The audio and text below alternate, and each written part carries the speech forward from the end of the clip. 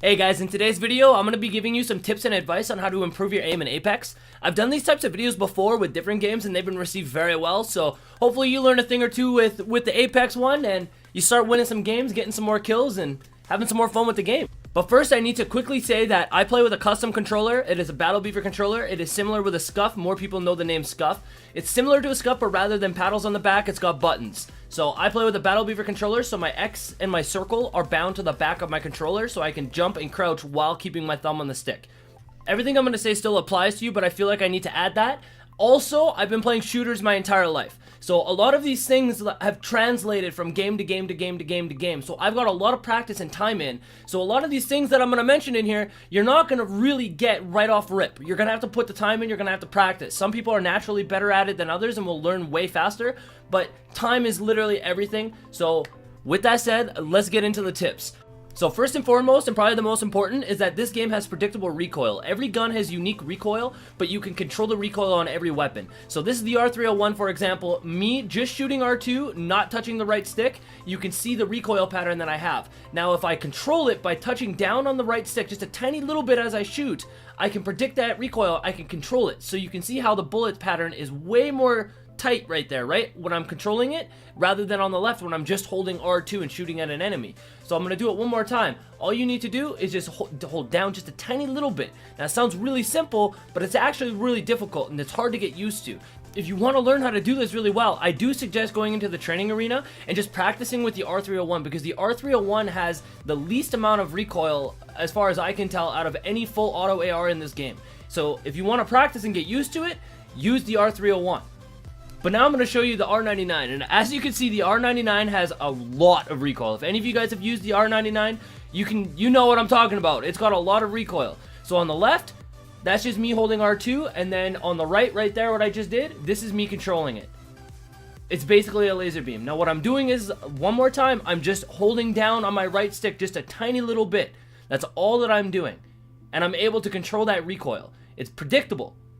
It's very important. It's predictable, so you can learn how to control it. Now, let me show you a way that you can practice this. So, what I'm doing here is I'm using the R99, once again, got a lot of recoil, and I'm picking a little spot in the rocks, okay?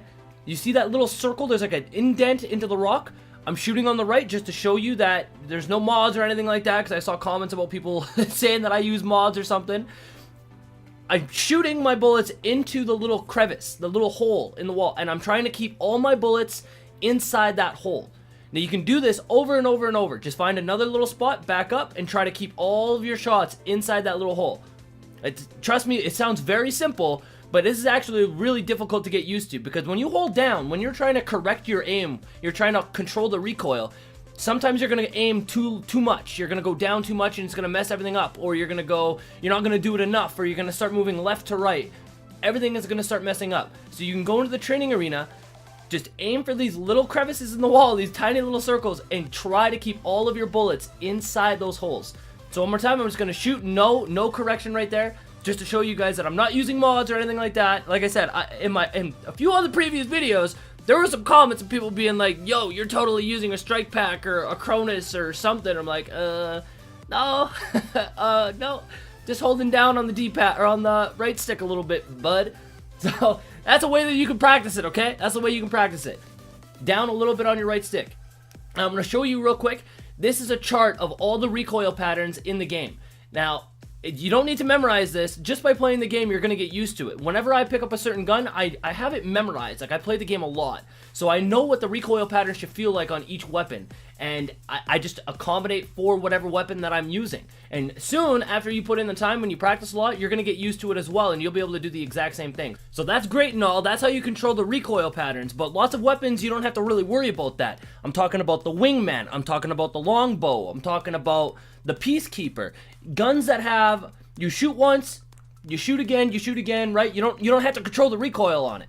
So for those weapons, there's a special little technique that I used to do when I'm sniping. I used to do this in Call of Duty. I would do this in Overwatch, whatever it is.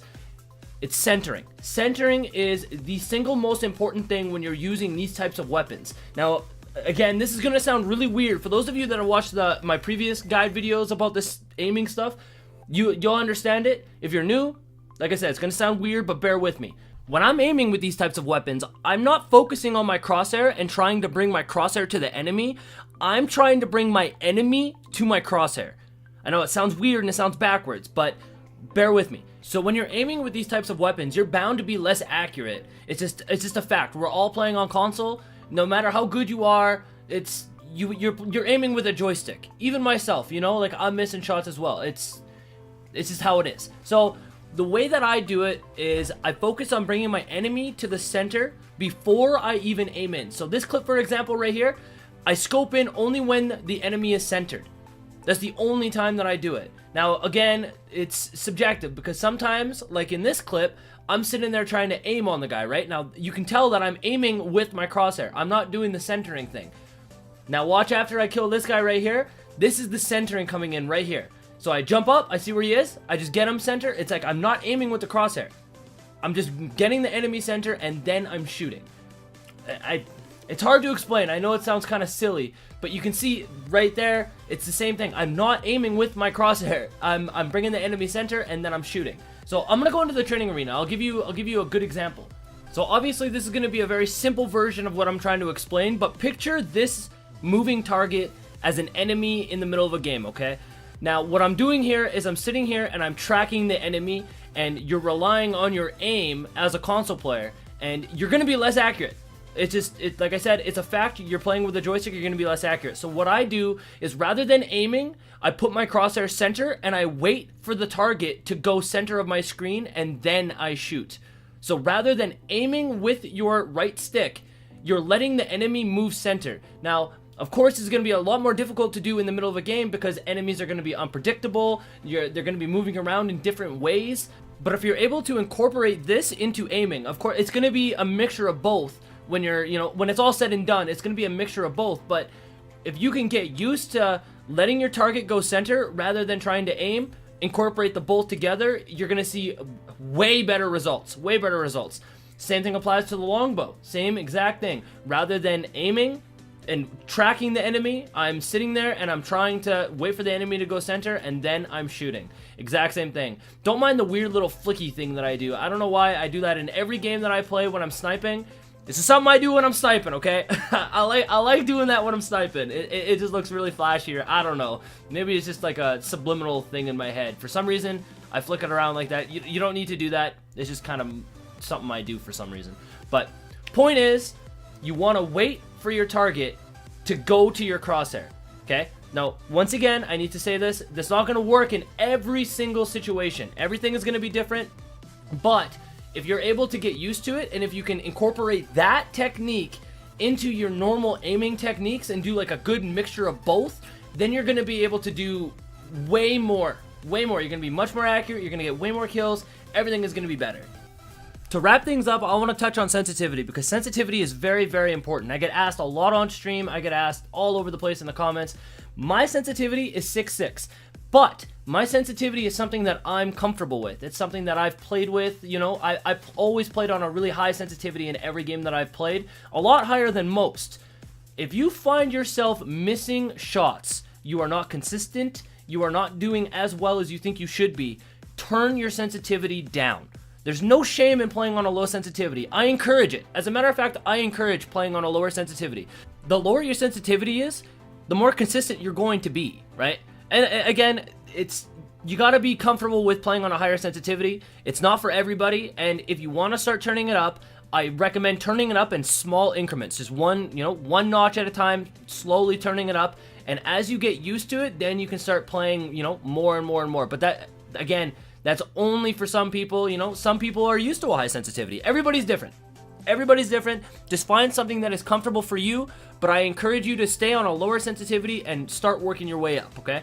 So with all that said, it's really hard to give like a specific guide and just tell you, here's all the magic secrets. It all comes down to practice.